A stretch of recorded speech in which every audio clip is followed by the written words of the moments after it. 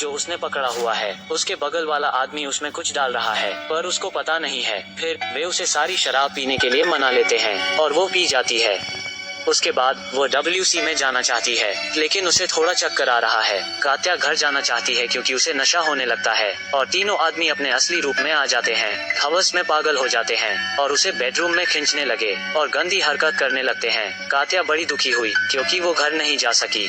जाने से पहले एक आदमी ने उसके बैग में पैसे भी डाल दिए। इन बदमाशों की नजर में पैसा सब कुछ खरीद सकता है, लेकिन कात्या को वो पैसा नहीं लेना था। जब वो बाहर जाती है तो सारे पैसे फेंक देती है। वो दुखी है और घर आती है। पोती को रोते देखा।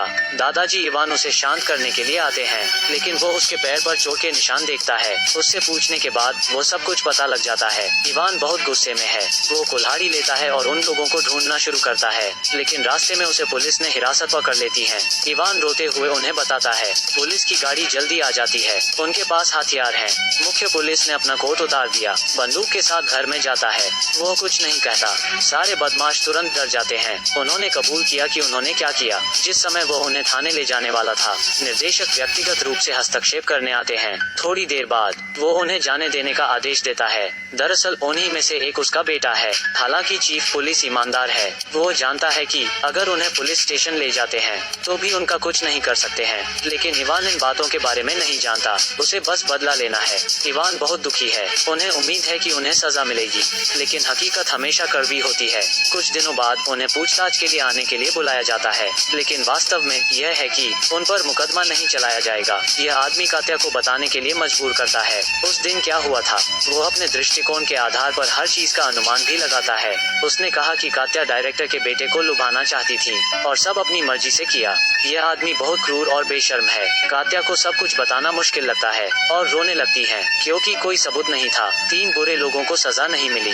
वे आजाद घूम रहे हैं। इवान अधिक क्रोधित हो रहा है। एक गौरवशाली पुराने सैनिक के रूप में उसे अपनी पोती की इज्जत के लिए कुछ करना चाहिए, इसलिए वह जांच विभाग के निदेशक को खोजने के लिए सभी पदक पहनता है। उसे उम्मीद है कि उन्हें सजा मिलेगी, लेकिन निराशा हाथ लगती है। इस आदमी ने कहा कि पर्याप्त सबूत नहीं थे, अब कोई रास्ता नहीं बचा है। हालात देखकर इवान गुस्से में बाहर चला जाता है। उसे अपनी पोती का बदला लेने के लिए अपने तरीके का इस्तेमाल करना चाहिए। 3 बुरे लोगों ने उसकी जिंदगी खराब कर दी, लेकिन उनमें से एक डायरेक्टर का बेटा था, इसलिए उन्हें सजा नहीं मिली। उसका दादा एक सेवानिवृत्त शूटर थे। वो इस बात को सहन नहीं कर सका। अगर कानून कुछ नहीं कर सकता, वो इसे खुद अंजाम देगा। इवान घर आया और जानता था कि कात्या की चाची छुट्टी पर जाना चाहती थी। उसने उसे अपने घर पर नजर रखने के लिए कहा। इवान उसके घर जांच करने आया था। उसी समय उसने देखा कि उसका घर उन बदमाशों के कमरे के सामने था। उनके अनुभव से लगता है यह शूट करने के लिए सबसे अच्छी जगह थी। उसको योजना सूझी। इवान प्रॉपर्टी डीलर पता लगाता है और अपना पुराना घर बेच देता है और कुछ पैसे जुटाता है। फिर वो अपनी पोती को एक जगह ले गया। खिलौना बंदूक की दुकान देखकर उसने बंदूक को छुआ और उससे पूछा अगर उसके पास असली बंदूक होती। यह सुनकर दुकानदार मुस्कुराया, क्या आप खेल के कारण पागल हैं? परंतु फिर इवान की गंभीरता को देखने के बाद उसे चिढ़ाना बंद कर दिया और गुंडों के पास ले जाता है। इवान की कहानी सुनने के बाद उन्होंने उसे मंजूरी दे दी। वे उसे एक सुनसान जगह में ले गए। अनुभव के साथ इवान उसे बंदूकों का पता है। इवान ने सबसे उचित बंदूक चुनी और 3 बार गोली मारी। उसके बगल के व्यक्ति ने उसके कौशल के लिए उसकी प्रशंसा की। घर आने के बाद इवान ने सामान्य होने का नाटक किया और घर में बंदूक छिपा दी। अगला कदम दुश्मनों की गतिविधि के बारे में जानना था। बहुत दिन देखने के बाद वो उन बुरे लोगों की दिनचर्या जानता था। हर बुधवार को वे घर पर रहते हैं और मजे करते हैं। यह दिन उसके लिए अपनी योजना शुरू करने का सबसे अच्छा दिन था। इवान सारा दिन शतरंज खेलने आया था। कुछ देर बाद वे आते हैं, तभी इवान बाहर चला गया। फिर कमरे में आने के लिए शॉर्टकट रास्ता अपनाया और उसने जो बंदूक तैयार की थी उसे निकाल लिया और बंदूक को सेट कर लिया। दूरबीन से देखकर निशाने लगाने लगा। वो उन बुरे लोगों को देख सकता था। उसके लिए उन्हें मारना आसान था, लेकिन इवान नहीं चाहता था कि उन्हें आसानी से मारा जाए।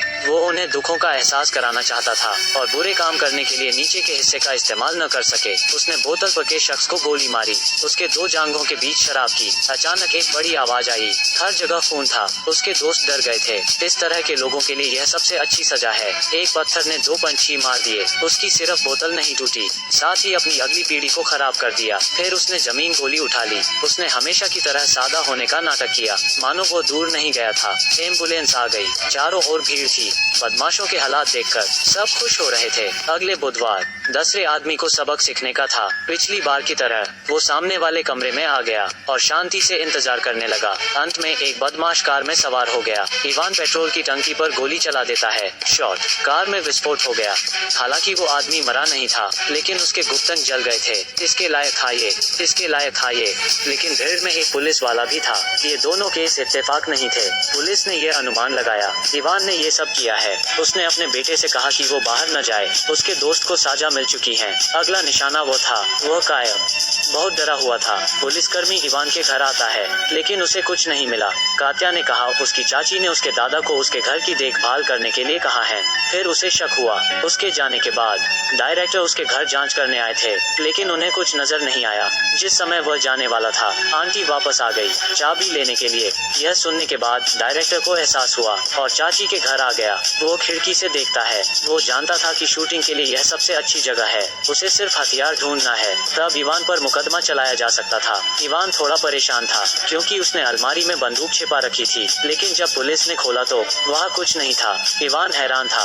वो कोई सबूत नहीं था। डायरेक्टर ने केवल इवान को धमकी दी कि अगर उनके बेटे को कुछ हुआ, जेल हमेशा इवान का इंतजार करेगी। इवान शांत था और उससे कहा, आपका बेटा खतरे में था। डायरेक्टर घर आ गया, लेकिन उसने जो भी किया किसी ने उसका जवाब नहीं दिया। वो चिंतित था। उसने दरवाजा खोलने के लिए बंदूक निकाली। नतीजतन उसे पेट दर्द पर गोली लग गई थी। दरअसल अंदर उसका बेटा डरा हुआ था। उसने सोचा कि इवान आ रहा था, तो उसने गोली मार दी, लेकिन इवान को बंदूक नहीं मिली। नीचे जाने के बाद पुलिस ने उसे बुलाया। उसे एहसास हुआ कि बंदूक उसने ली थी। यह स्पष्ट था कि वो उसे पकड़ना नहीं चाहता था। उसने अभी अभी बंदूक ली है और उससे पूछें कि क्या ऐसा करना उचित था। इवान ने कहा कि हत्या को उच्च कीमत चुकानी होगी, लेकिन भ्रष्ट अधिकारियों के बिना। डिस्चार्ज सैनिक का एक और कारनामा। बंदूक उठाने का मौका नहीं मिला। युद्ध की जीत लोगों की मुक्ति का प्रतिनिधित्व नहीं करती। किसी भी समय आम लोगों को लड़ने के लिए हथियार उठाने की जरूरत नहीं है। हर